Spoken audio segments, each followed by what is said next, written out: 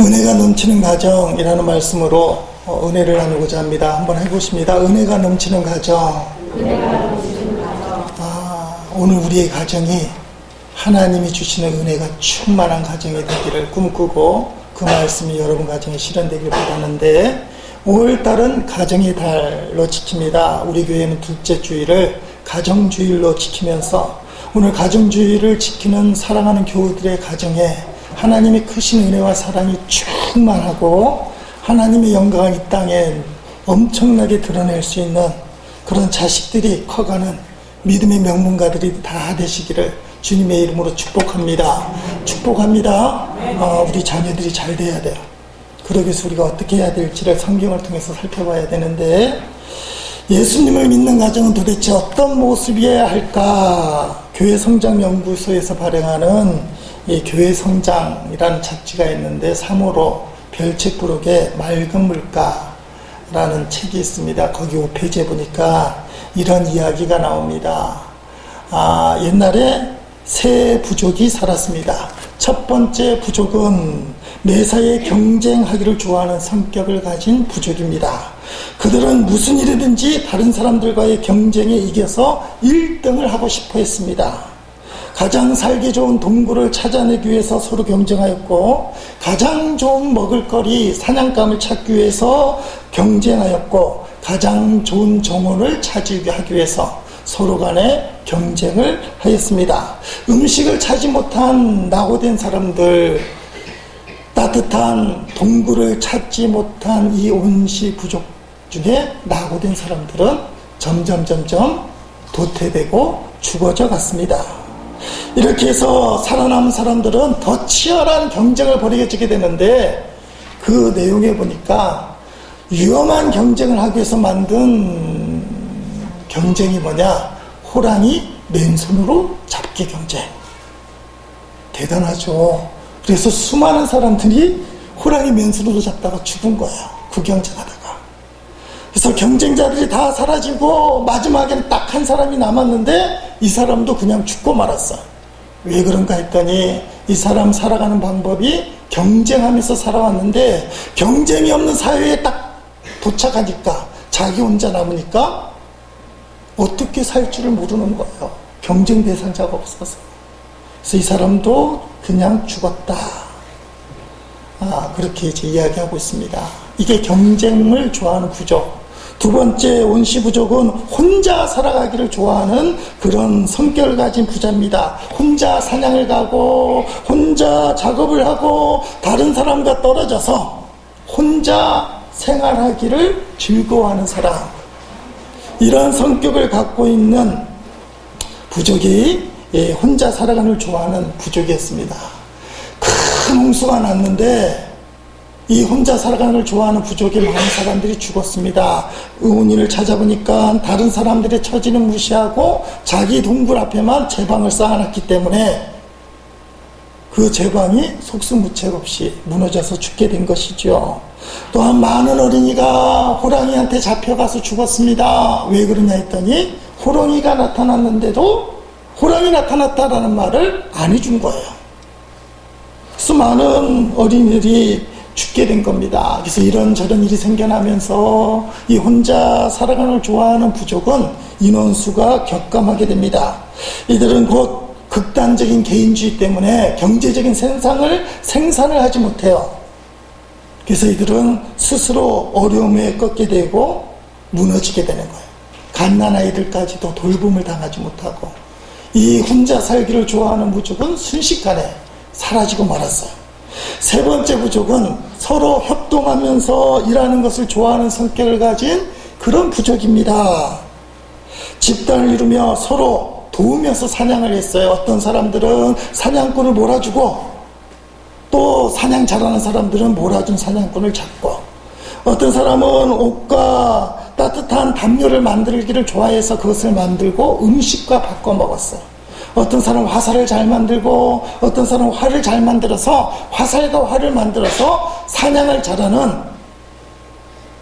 투사에게 그것을 넘겨줘서 사냥을 했어요. 이들은 바퀴가 돌아가듯이 잘 맞아떨어지고 협력하며 그렇게 지냈습니다. 이들은 모이기에 힘썼고 음식을 나누고 어떻게 하면 서로 의사소통을 하고 친하게 지내는 그 방법을 배워나갔습니다. 사회생활이 즐겁게 된 것이죠.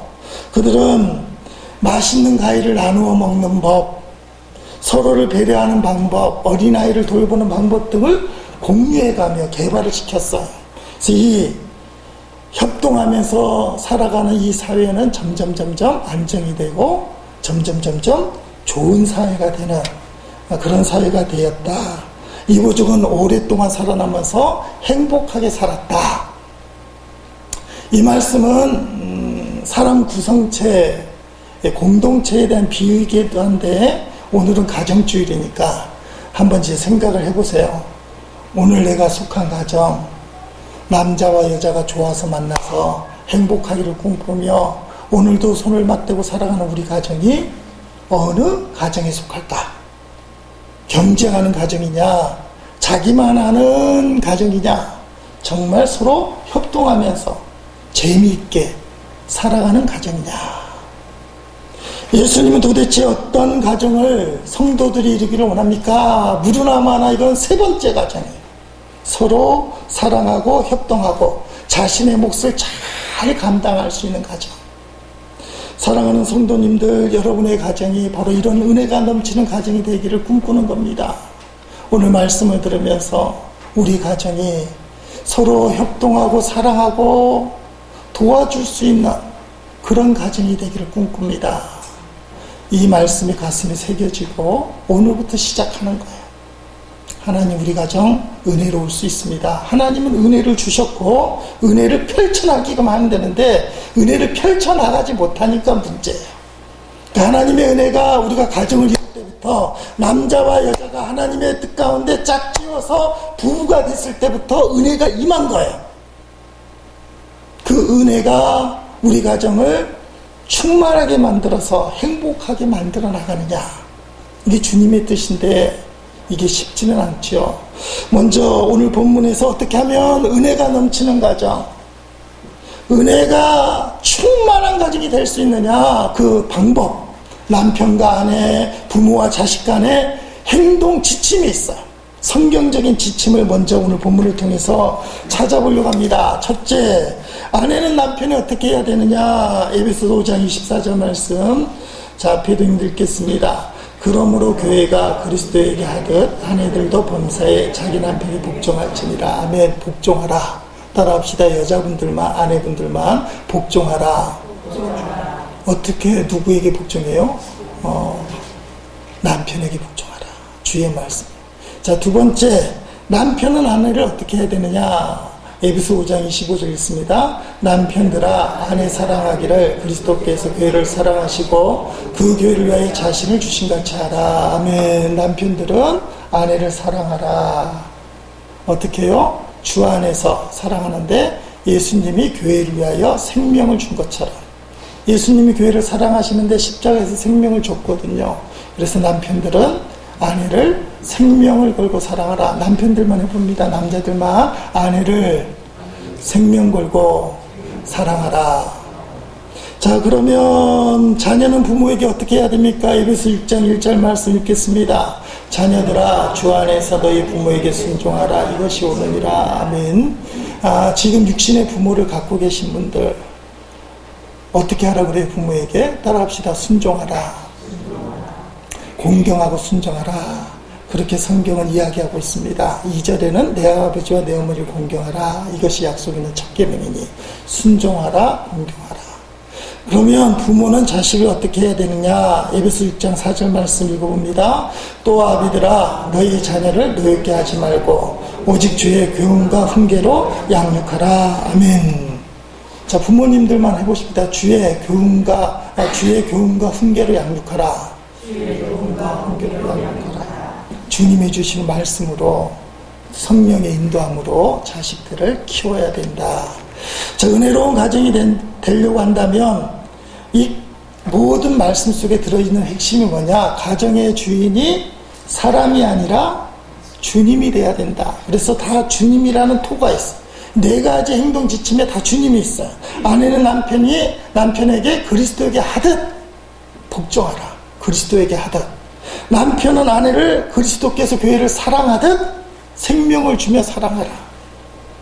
자녀는 부모에게 주 안에서 순종하라. 주 안에서 공경하라. 부모는 자식들을 주의 말씀과 교훈과 훈계로 양육하라. 그러니까 은혜가 충만한 가정이 되기 위해서 성경적인 가르침을 한마디로 얘기한다면 주님이 중심이 되는 거죠. 그것이 주님이 원하시는 은혜가 넘치는 가정, 정말 행복한 가정이 될 수 있다는 그런 말씀입니다. 오늘 우리에게 이 말씀이 우리 가정에 자리 잡기 위해서 이제 실제적인 방법을 찾아야 돼요.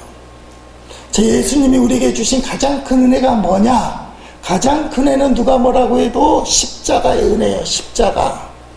내가 죽어야 될 그 십자가, 예수님이 대신 달려 돌아가셔서 우리의 죄를 용서해 주신 십자가의 사랑, 어느 누구든지 용서해 주시는 사랑이 있는 곳이 십자가의 장소입니다. 그러므로 가정은 주님이 중심이 된다는 말이 뭐냐? 주님이 중심이 된다는 말은 주님의 십자가가 세워져 있는 가정. 십자가의 특징이 뭡니까? 죄를 용서해 주는 거예요. 조건 없이. 무조건 받아주리는 것이 바로 십자가의 은혜라는 것입니다. 실제로 여러분들은 이것을 실행을 많이 하고 있어요. 조건 없이, 이유 없이 지금 십자가를 품고 예수를 안 믿는 사람들조차도 품어주는 사랑을 하고 있어요. 가장 큰 예가 자식들이 사고를 치면 부모가 감당을 합니다. 자식들에게 좀 안 좋은 소리 나지만 어쩔 수가 없어요. 미성년자 자녀가 사고를 치면 법적으로 부모가 책임지게 돼 있어요. 왜 부모들이 책임집니까? 가족의 허물을, 자식의 허물을 부모가 담당하는 게 당연한 사실이고, 또 그것이 얼마나 중요하기 때문에, 그만큼 중요하기 때문에 법으로도 미성년자는 부모가 책임지더라. 이것을 성경적으로 확대 해석이 되는 거예요. 남편의 죄를 미워만 하고 몰라라만 하지 말고 아내의 죄로 여기는 거예요. 아내의 잘못을 남편이 내 잘못으로 받아들인 거예요. 당연히 자신의 죄를, 자식의 죄를 부모의 죄로 여기는 것처럼 거꾸로 부모님의 허물을 자식된 나의 허물로 받아들이는 것. 이것이 십자가가 서 있는 주님이 주인이 되어주시는 그런 가정이라는 사실이에요. 그래서 여러분 마음속에 이 가정을 꿈꿔야 됩니다. 남편과 아내는 죄가 나뉘는 게 아니에요. 한 몸이기 때문에 한 사람이 지은 죄가 다른 사람 배우자의 죄예요. 가족 간에는 죄를 공유한다는 거예요. 주 안에서 하나이기 때문에. 자꾸 죄를 나눠서 그 사람을 정죄하고 당신이 없어야 살만해, 너가 없어야 살만해, 부모님이 우리에게 없으면 참 좋겠어, 오히려 집만 돼, 이런 생각은 가정을 파탄시키는, 분리시키는 마귀의 계략이라는 거예요. 따라합시다. 주 안에서 하나이다. 하나이기 때문에 남편의 죄는 아내의 죄, 아내의 죄는 남편의 죄, 부모의 허물은 나의 허물, 자식의 허물은 당연히 부모의 허물로 받아들이고 있고요. 이게 기본적으로 우리 마음속에 그림이 그려져야 된다는 겁니다. 여러분, 그래서 기도해야 됩니다. 다음 화면 한번 읽어보겠습니다. 다음 화면 읽겠습니다. 시작. 하나님, 우리 가정이 은혜로운 가정이 되게 하옵소서. 이 기도를 안 하고 있다면 오늘부터 분명하고 구체적으로 이런 기도를 할 수 있어요. 하나님, 우리 가정을 은혜로운 가정이 되게 해주옵소서.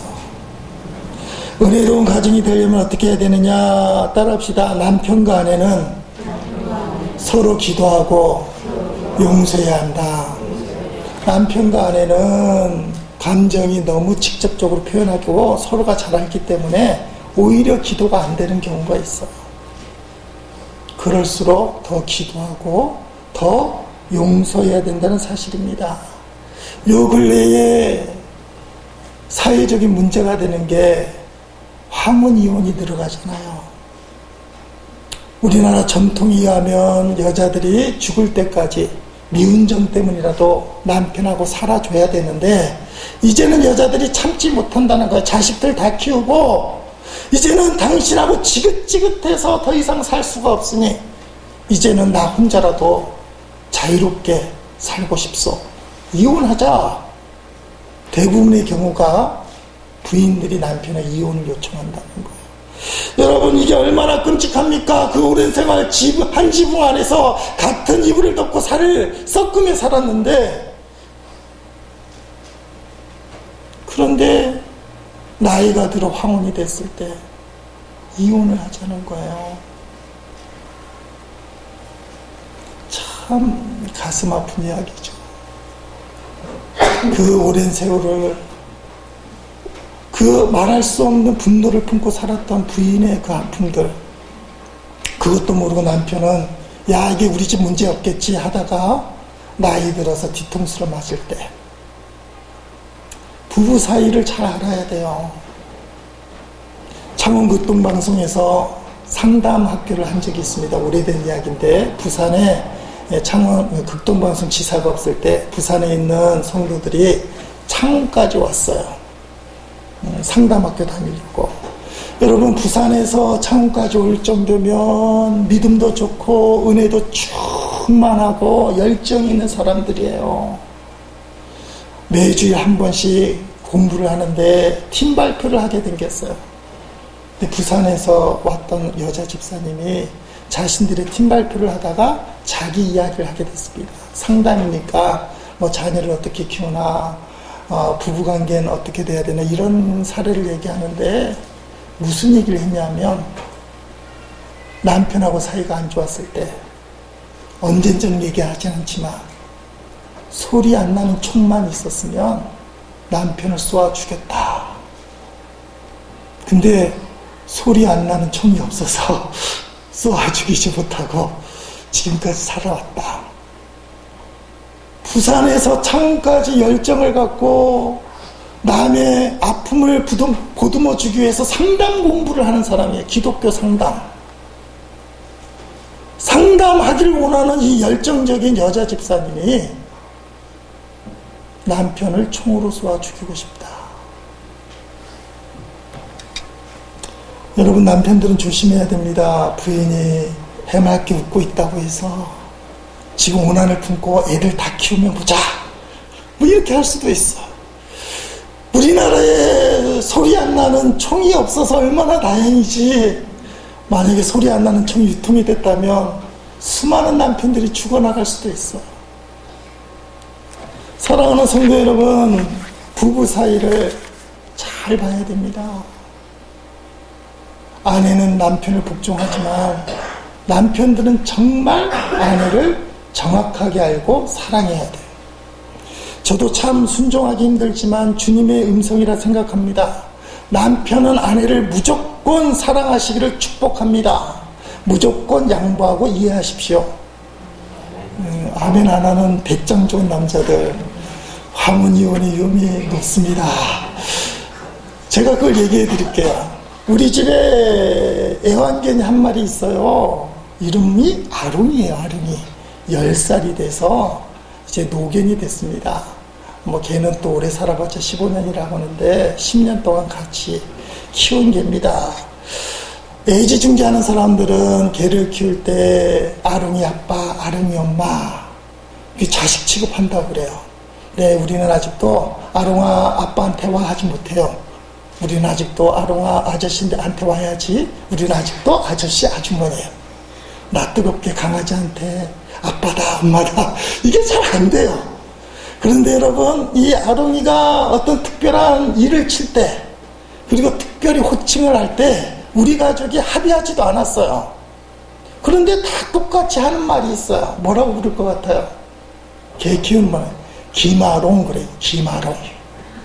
우리 마누라 사모님은 조씨인데 저 여인조차도 조아롱 안 부르고 김아롱 부르는 게 김아롱. 이건 약속한 바가 없어. 누가 그렇게 하지도 않았어. 남편도 김씨, 애들도 다 김씨니까 당연히 김씨예요. 엊그제 우리 집사람이 김아롱 하는 걸 보고 제가 충격을 먹었어요. 저 여인이 왜 조아롱이라 부르지도 않고 김아롱이라고 불렀을까? 여자는 말입니다. 시집 올 때 성을 잃어버려요. 거기서부터 모든 걸 포기하고 남자만 바라보고 오는 거예요. 남자한테 복종하지 말라고 해도 복종할 수밖에 없는 게 여자예요. 또 그걸 깨달은 거예요. 오죽하면 서양에서는 시집 올 때 성을 갈아버려요. 김씨한테 시집 온 이씨는 성이 김씨가 돼요. 김순애인데 이씨한테 시집가면 뭐가 된다고요? 이순애. 이게 결혼의 개념이에요. 남편들은 결혼할 때부터 여자가 부인이 얼마나 희생하는지를 몰라요. 당연하듯이 받아들이는데 당연한 게 아니라 성경적인 말씀대로 복종하는 거예요. 그게 제도 때문이기도 그렇고 간섭 때문이기도 그렇지만 남편들이 이걸 빨리 깨달아야 돼요. 남편들은 책임감으로 결혼하지만 여자들은 모든 걸 걸고 결혼하는 거예요. 강아지 이름조차도 김씨라고 부를 수밖에 없다니. 가정 환경이 그래요.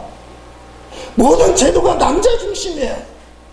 그런데 이 남자가 그 부인을 우습게 여기고 너 뭐하러 왔어? 이렇게 얘기하기 시작한다면 여자들은 갈 데가 없어요. 그러니까 시집온 부인이 이 이유 하나 때문에 남편은 어떻게 되느냐? 아내를 무조건 사랑하고 이해하고 품어줘. 따라합시다. 남편들만 아내를 무조건 사랑하겠습니다. 무조건 이해하겠습니다. 무조건 포용하겠습니다. 저도 가슴이 아파요. 될런가 모르겠는데 가정주의니까 결단을 하셔야 돼요. 우리가 너무나 당연하듯이 생각하는 이 상황이 여자들에게는 자신의 인생을 포기하면서까지 가정을 이룬다는 거. 그 남편들이 대우각성해야 돼요. 사랑하는 성도 여러분, 오늘 우리가 부부 사이를 잘 봐야 돼요.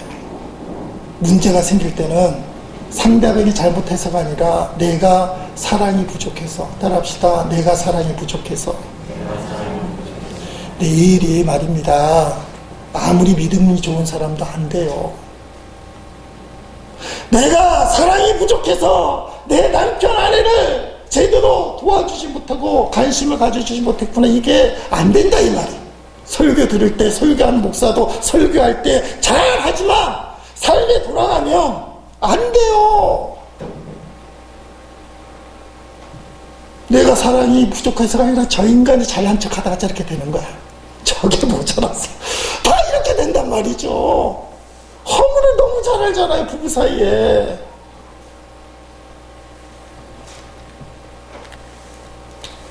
어떤 믿음이 좋은 장로님하고 권사님이 살았는데 장로님이 둘도 없는 정말 선량하고 버릇이 사는 사람이에요. 누구든지 좋아하는 사람이에요.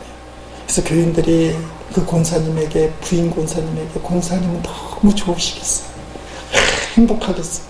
권사님이 멍하니 눈물을 뚝뚝 흔드시면서 하나님만 아시죠. 하나님만 아시죠. 사람들은 다 너무 좋은 장로님 남편을 두셔서 좋다고 하는데 부인 권사님을 뚝뚝 흘리면서 하나님만 아시죠. 저는 잘 모르겠어요. 왜 그런지는.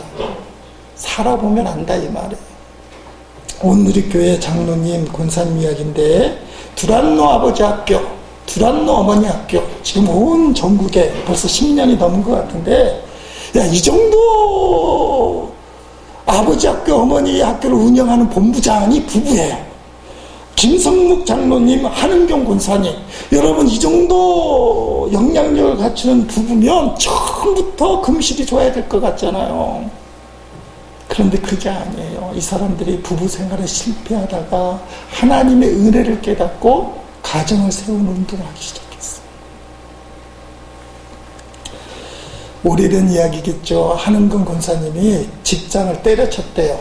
맞벌이를 하다가 부인이 이제 한 권사님 직장을 때려쳤는데 그 다음에 현상이 어떻게 벌어지느냐. 이 부인이 한 권사님이 남편, 그 당시는 장모님이 아닐지 모르는데 남편에게 올인을 하기 시작하는 거예요. 서로 맞벌이 할 때는 직장 갔다 와 잘 갔다 오게 하는데 이 부인이 집에 앉고 보니까 다 따지기 시작하네. 오늘 출근 잘했어? 회사에 전화하고. 점심은 뭐 먹었어? 저녁엔 몇 시에 올 거야? 자기는 그렇다고 생각 안 했지만 너무너무 간섭이 되는 거예요. 맞벌이를 하다가 부인이 집에 자리를 잡기 시작하는데 미주알 고주알 그 남편을 쥐어짜기 시작했다는 겁니다. 내조를 떠나서 간섭이 돼버리는 거예요. 그래서 김성묵 장로님은 견딜 수 없어서 자꾸만 밖으로 돌아가는 거예요. 집에 가기 싫고. 그러다가 이분들이 어려운 간증을 했는데 김 장로님이 외도를 하게 됐답니다. 교회에서 신앙생활 좋다고 생각하나 직분이 뭔지 모르지만 남편이 외도를 하는 것을 보고 부인 한은경 권사님이 참을 수가 없는 거예요. 어떻게 저 인간이 외도할 수 있느냐. 더러워서 못 살겠다는 거예요. 그래서 이혼서를 딱 준비하고 당시 초등학교 4학년 아들을 불렀습니다. 여차저차해서 아빠랑 살지 못하겠는데 너는 어떻게 생각하니? 그랬더니 초등학교 4학년 아들이 이렇게 얘기했대요. 난 엄마도 필요하지만 아빠도 필요해요 하고 눈물을 뚝뚝뚝 흘리는 거예요. 부인이 자식 울면서 아빠가 필요하다는 말을 들으니까 이혼할 수가 없잖아요. 그래서 이혼 소리를 팍팍 짓는 거예요. 그래도 이 인간하고는 살 수가 없어요. 남편도 마음에 잘못한 느낌이 있어서 스스로를 조심스럽게 사는데 트레스디아스라고 영성 훈련이 있어요. 3박 4일 하는. 거기에 이제 김성무 장로님이 참가를 하게 됐습니다. 첫 시간이 예수님은 도대체 누구인가? 예수님은 당신에게 누구인가? 누가복음 15장 멘트를 하는 게 있어요.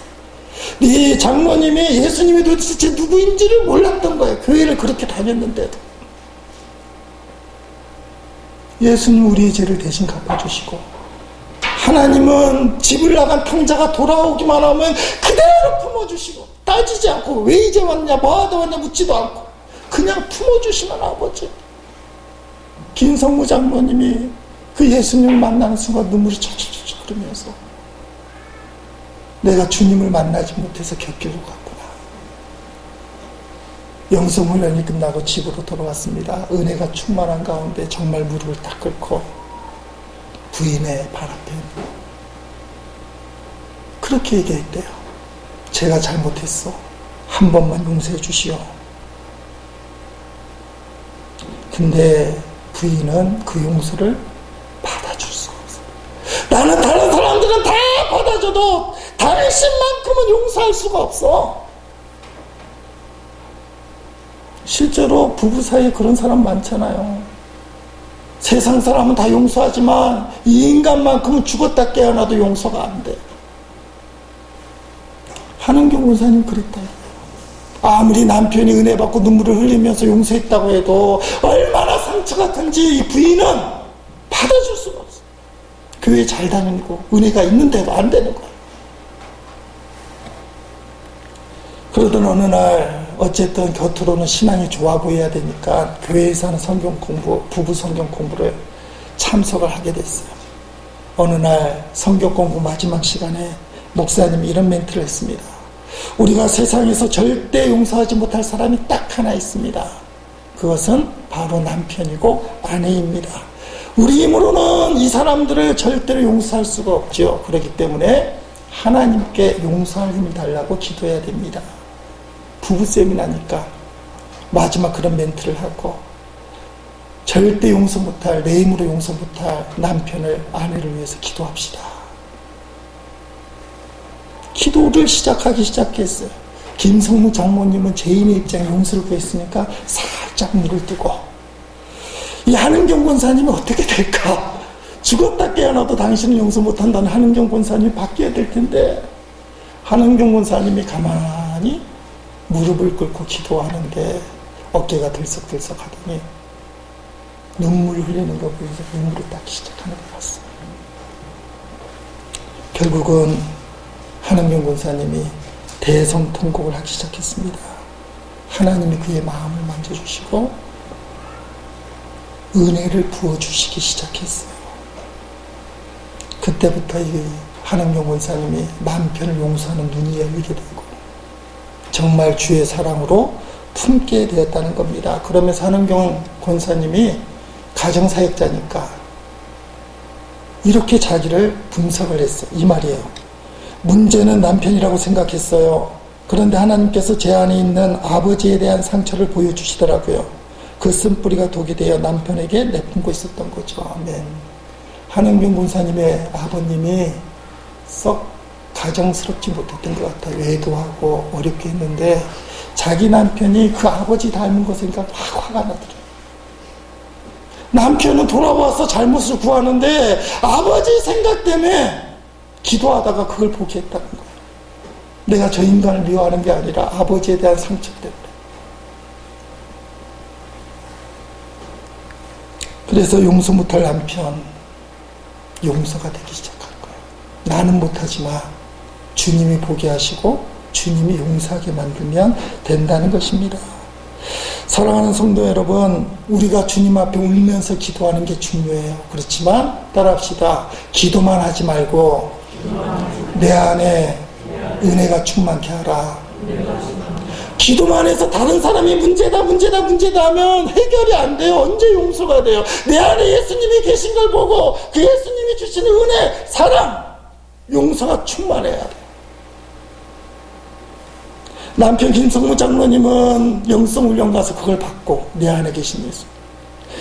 한은경 권사님은 목사님의 멘트를 통해서 그걸 확인했어요. 예수님이 내 안에 계시고 예수님 내게 은혜를 주시는구나. 상대방이 문제가 아니고 내 안에 계신 예수님이 주시는 은혜를 내 안에 충만하게 펼치지 못할 때 우리는 절대 용서할 수가 없어요. 그래서 남편과 아내는 서로 기도하고 용서를 해야 된다는 거예요. 솔직하게. 내가 용서가 안 되니까 주님 용서할 마음을 주십시오. 내 안에 계신 예수님, 나는 용서할 수 없지만, 내 아내를 용서할 수 없고 내 남편을 용서할 수 없지만 내 안에 계신 예수님 그 사랑으로 용서하게 해주옵소서. 그래야 부부가 정말 주 안에서 사랑하는 부부가 될 수 있어요. 실제적인 은혜 충만한 가정이 되려면 따라합시다. 자식을 제대로 알아야 된다. 부모들은 자식을 안다고 착각하고 있는데 진짜 자식을 아는 경우가 너무 드물어요. 특별히 부모들은 자식들을 위해서 눈물로 기도하는 줄 압니다. 그 눈물의 기도는 너무나 고귀하고 자식들에게 큰 은혜와 복을 끼치게 돼요. 망난이었던 어거스틴 17살에 가출해서 사생아까지 낳고 만이교에 빠져서 10년 동안 이단생활 빠졌던 이 어거스틴을 기독교 역사에 큰 획을 긋는 성자로 만든 건 어머니 모니카의 눈물의 기도, 포기하지 않는 어머니의 눈물의 기도. 그런데 오늘 성도들이 문제가 있다면 자식을 모르고 이상만 품고 기도한다는 거예요. 자식의 현실을 몰라요. 실제로 한국 사회가 그렇잖아요. 아침 7시에 학교 다녀오겠습니다 하고 났습니다. 집에 오면 12시. 학교에서 이렇게 인사한대요. 집에 다녀오겠습니다. 12시 하고 7시까지만 집에 있고 나머지는 학교 학원에서 다니니까 집에 다녀오겠습니다. 부모들이 자식을 어떻게 알아요? 뭘 하는지. 실제로 있었던 일인데 우리 아이 친구 중에 부모님이 초등학교 교사였어요. 초등학교 시절 같은데 우리 집에 와서 컴퓨터 게임을 하는데 쌍욕을 입에 달고 살아요. 부모님이 초등학교 교사인데 둘 다 겉으로는 그렇게 안 생겼는데 쌍욕을 달고 무슨 하여튼가 하여튼 대단해요. 그래서 깜짝 놀랐죠. 부모님을 알고 있으니까. 얘야, 니네 부모도 이걸 알고 있니? 모르죠. 절대 부모 앞에서 쌍욕 안 해요. 예의 바르고 바른 말하고 고운 말하는 아이예요. 그런데 친구 집에서 컴퓨터 게임할 때 쌍욕을 입에 달아요. 부모가 교사인데도 자식을 몰라요. 끔찍한 이야기를 하겠습니다. 1999년 10월 30일에 인천시 중구에 호프집에서 화재가 났어요. 지하에 있는 노래방에서 불이 생겨서 발생하자 30분 만에 2층에 있는 호프집까지 홀라당 탔는데, 기억나시는 분 벌써 한 15년 됐잖아요. 그때 청소년 죽은 애가 57명이에요. 부상자가 80명이에요. 정말 어처구니없는 일이 생겼는데, 자녀들의 비보를 듣고 달려온 부모님들이 몸을 떨면서 울부짖으면서 하는 말이 있어요. 뭐라고 했냐? 내가 어쩌다가 여기 있느냐? 내 사랑하는 아들, 내 사랑하는 딸이 어떻게 호프집에서 불타 죽느냐 이거예요. 학교에 가 있고 학원에 가 있을 줄 알았지, 내가 언제 호프집에 올 줄 알았느냐? 57명이 죽고 80명이 부상을 당했는데 걔네들이 다 학생들이었어. 이게 15년 전의 한국 현실이에요. 부모들은 죽은 자식 소식 듣고 달려와서 눈물 흘리고 통곡하면서 네가 어떻게 호프집에 와서 죽냐? 학교가 있어야 되고 학원 갈 줄 알았지. 얘가 언제부터 술을 먹었냐? 호프집을 들어들였냐? 이게 사회에 큰 문제가 됐어요. 이게 15년 전 일이에요. 자식을 알아야 돼요. 품의 자식이라고 무조건 좋다고 생각하면 착각 속에 제대로 기도를 못해요. 기도만 해서 되는 게 아니잖아요. 자식의 현실을 알아야 자식의 문제를 놓고 기도하지. 좋은 대학 출세만 해달라고 하는 기도가 무슨 소용이 있겠어요. 그러니까 기도와 더불어서 자식을 알아야 돼요. 내 자식이 무슨 생각을 하는지, 어디에 가는지, 어떤 친구를 만나는지 소통이 돼야 돼요. 그래야 정확하게 기도를 하죠. 모니카처럼 눈물의 기도만 한다고 자식이 잘 되는 게 아니라, 자식의 분명한 형편과 처지를 깨달은 부모가 주님 앞에 그 자식을 붙들고 통곡하며 기도할 때 그때 하나님이 역사를 하는 거예요. 기도한다고 착각하면 안 됩니다. 자식도 모르고 기도하는 건 기도가 아니라는 거예요. 부모님들은 잘 아셔야 돼요. 내 자식은 그렇지 않을 거야. 속지 마세요. 여러분의 자식도 그래요. 호프집에서 불타 죽을 수 있는 자식이에요. 당연히 여러분들은 학교에 가 있고 학원에 가 있다고 생각하겠지만, 거기 57명이라는 부모들이 와서 똑같이 그 말을 했대요.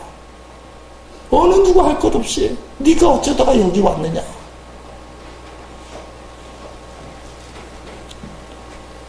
구체적인 은혜로운 가정을 위해서 꼭 해야 될 것을 따라합시다. 부모님을 공경하자.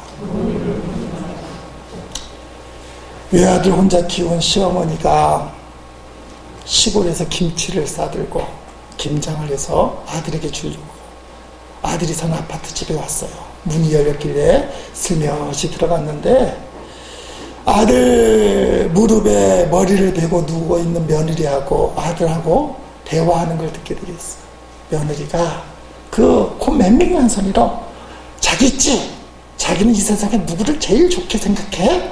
그랬더니 아들이 군말 없이 당신이 최고야 그러는 거야. 아, 그러면 두 번째 누가 제일 좋지? 그야 우리 애들이지. 아, 그러면 세 번째는 그야 장인 장모님이지. 아, 그러면 네 번째는 글쎄 우리 집 강아지가 그래도 중요하고 좋지. 그러면 다섯 번째는 혹시 있어? 한참 머무르다가 시골에 있는 우리 엄마. 그 이야기를 시엄마가 다 들었어요. 문을 다시 닫고 나갑니다. 김치를 싸들고 경비실로 갔어요. 그리고 이 시어머니가 쪽지 하나 남겼어요. 1번 보아라, 5번은 돌아간다. 며느라 보아라, 5번째 시어머니 돌아간다. 아들이 우선순위만 했잖아요. 부인 마누라 최고, 자식 두 번째 장인 장모, 네 번째는 우리 집 강아지, 다섯 번째가 홀로 키워주신 어머니. 1번 보아라, 5번은 돌아간다. 여러분들 중에는 이런 분이 없는 줄로 믿습니다. 혹시나 이런 분이 계시면 빨리 회개하셔야 돼요. 자, 오늘날 효도 사상이 문제가 되는 게 뭐냐? 효도를 부모를 친히 여기는 마음. 생활 여력도 없고 형편이 어렵고 건강도 안 좋으니까 도와주는 긍휼의 개념. 그게 효도라고 착각을 해요. 그래서 내가 도와주면 좋고 안 도와주면 좀 안 좋고. 성경에 부모를 긍휼히 여기라 친히 여기라 말이 없어요. 성도는 절대로 부모님을 불쌍히 여기서 도와주는 게 아니에요.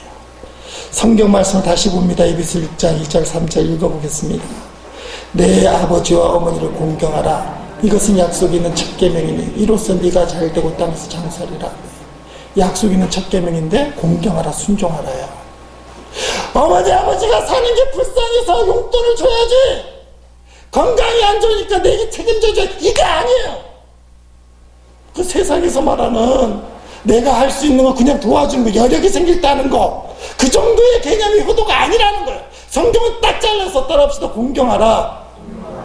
자식 형편에 따라 하는 게 아니에요. 내가 남아서 하는 게 아니에요. 부모이기 때문에 무조건 공경하고 순종해야 된다. 성경 말씀은 대단해요. 웬만한 믿음의 결단이 아니고는 순종하기 힘들어요. 우리 생각에는 부모님이 힘드니까 도와주고 그분들 옆에서 보필해주는 게 효도라고 생각하는데 그건 효도가 아니에요. 성경이 말하는 효도가 아니에요. 부모님은 도와주는 대상이 아니라 우리가 공경해요. 그분의 인생을 우리가 평가하는 게 아니라 그분의 발자취를 무조건 인정해줘야 되는 거예요. 어머니 아버지가 자식 안 되길 바라는 부모가 어디 있어요? 애 키우는 부모 다 알잖아요. 열심히 하느라고 실수한 수도 있고 잘못된 곁길을 살다 보니 간 적도 있어요. 최소한 자식의 곁에 있어서 그 인생길은 평가의 대상이 아니라 따라합시다. 공경해야 된다. 무조건 좋게 생각해야 된다 이 말이에요. 내 부모님이 세상에 손가락질을 받아도 나는 부모님 편을 들어요. 그게 공경이에요. 부모들은 그렇게 하잖아요. 자식이 사형수를 당한 만큼 금지를 줬어도 내 아들아 내 딸아 어쩌다 이렇게 됐느냐, 내가 너를 대신해서 죽을 수만 있다면. 부모들은 그렇게 해요. 똑같이 자녀들이 그렇게 하라는 거예요. 자꾸 부모를 평가하지 말고 나를 어떻게 키워줬다는 둥, 왜 형보다 못하겠다는 둥, 왜 동생만 챙겼다는 둥, 부모님을 평가하지 말고 따라합시다. 공경하라, 순종하라. 이게 성경 가르쳐. 여러분이 부모를 대하는 자세를 바꿔야 돼요. 성경적인 자세로. 절대로 평가하는 거 아니에요. 자식은 부모를 평가하는 거예요. 부모는 자식을 절대로 포기할 수 없듯이 자식도 부모를 절대로 포기할 수 없어요. 그게 공경이에요. 부모님들이 오래 살아야 될 이유 제가 늘 강조하잖아요. 어버이 주일 맞을 때마다 부모님들은 반드시 오래 사셔야 됩니다. 왜냐하면 자식들이 부모에게 효도를 해야 이 땅에서 장수하고 잘 된다고 돼 있어요. 자식이 오래 살고 축복을 받으려면 부모님은 따라합시다. 무조건 오래 살아야 된다. 무조건 오래 사셔야 돼요. 수단과 방법을 가르치지 말고 무조건 오래 살아요. 왜? 자기 자신 위해서 오래 사는 것이 아니라 누구 위해서요? 자식 위해서. 자식들이 효도할 기회를 많이 주고 효도를 함으로 인하여 이 땅에서 잘되고 장수할 것이니까.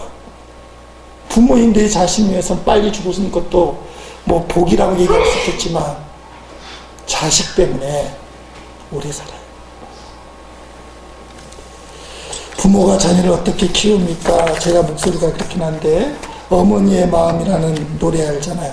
넘겨보면 우리 한번 불러보겠습니다. 피아노 반주가 없지만 나 실제 괴로움 다 잊으시고 길을 제 밤낮으로 애쓰는 마음 진 자리 마른 자리 갈아비시며 손발이 다 닳도록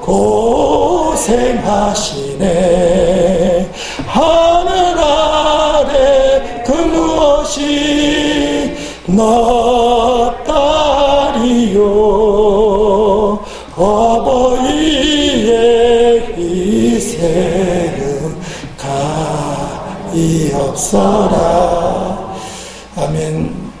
여러분 효도하는 거 자식이 보고 있어요. 여러분의 자식이 불효한다면 내가 지금 분명히 부족한 거예요. 그대로 보고 있어요. 부모님 우리를 이렇게 사랑해 주십니다.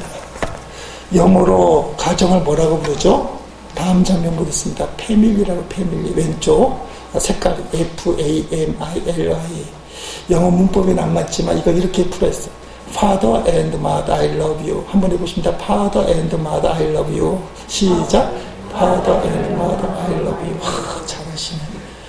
자, 패밀리의 뜻이 뭐예요? 아빠 그리고 엄마. 나는 이분들을 사랑합니다. 누가 만들어낸지 모르지만 참 기가 막히게 만들었어요. 아버지 어머니를 사랑하는 게 효의 근간이고 가정의 기준이에요.